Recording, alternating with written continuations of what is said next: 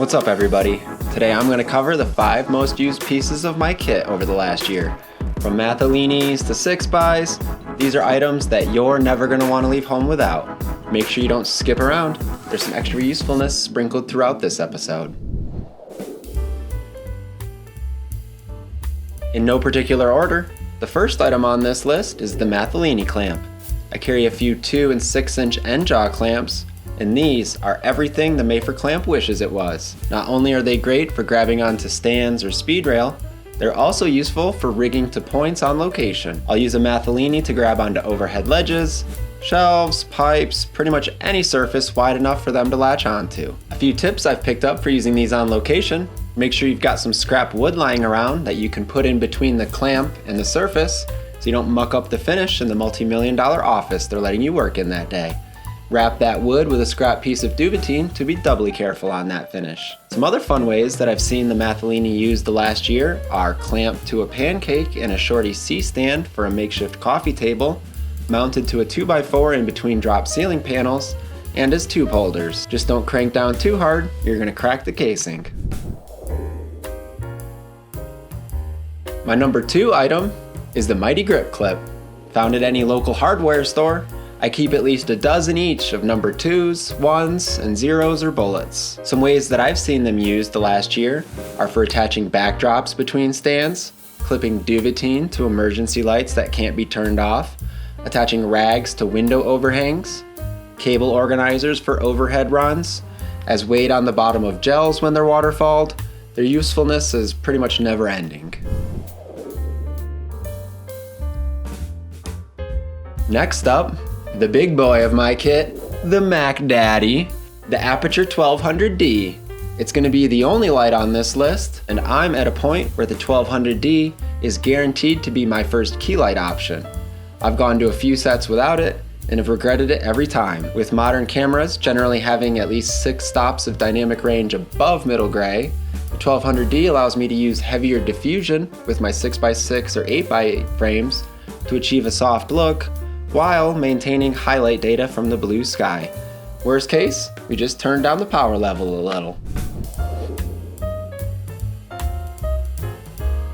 Can't have a favorite key light without a favorite modifier, and I consistently found myself reaching for my collapsible 6x6 from Tremera over the last year. This lightweight frame collapses tent style into 3-foot segments, allowing easy storage on the passenger side of my car, and meaning I'm less pokey when walking around office spaces or peer space rentals. One of my favorite ways to use this is by combining 2 rags to get a double diffused look with a small spatial footprint. I skin the 6x6 with an ultra bounce, and then I angle it at around 30 to 45 degrees.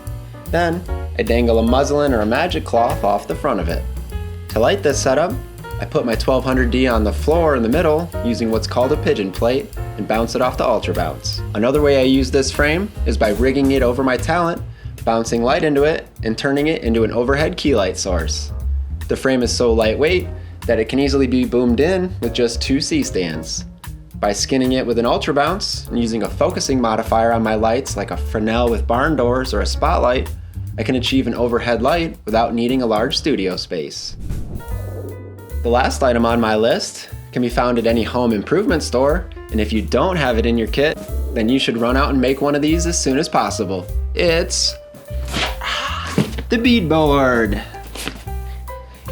Made out of insulation foam and cut to whatever size you need or fits your car, beadboards lie at the perfect intersection of affordability and utility. The most consistent use for them on my sets has been to control the contrast level on the talent's face.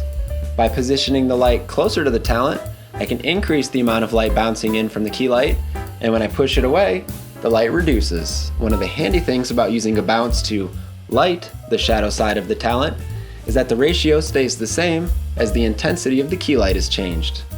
Once we've locked in that proper ratio that the DP is asking for, I know it's not going to change as we're fuddling with the lights just to make sure that everything looks perfect. Another use for Beadboard is that it's much easier and lighter to rig in places than a light and softbox combo would be. By rigging the Beadboard into these places and then bouncing light off it, using a spotlight or a spotted Fresnel from across the room, I can reduce rigging time, increase on-set safety, and defeat the inverse square law in small spaces. One tip for warming the output of them without reducing output of your light source is to cover the beadboard with a piece of unbleached muslin. Use some of those number 2 clips from before to secure it. And then a final note, I'm always rigging these with a quacker clamp, but if those aren't in your kit, you can just use the good old Molini that you've already run out and bought, since I mentioned it in tip number 1, right? Alright, we've made it through the big 5, but of course there's a few other things to talk about. No set is complete without some amount of negative fill being used, whether that's with flags, floppies, duvetines, or enough visqueen to turn day for night. The exact dimensions always change on a set-by-set basis, but having enough negative fill on hand to control existing lighting and shape the lighting that's being put up is a must. The last thing that I'll mention today, tubes are definitely the best accessory light after you have a few point sources. Hair lights, kickers, space fills, in-camera practicals, their uses are pretty much endless. Having a set of tubes handy always makes my day a little easier. I hope you picked up some new tips along the way. Let me know down in the comments if I forgot your favorite item. Thanks for watching, and I'll see you in the next one.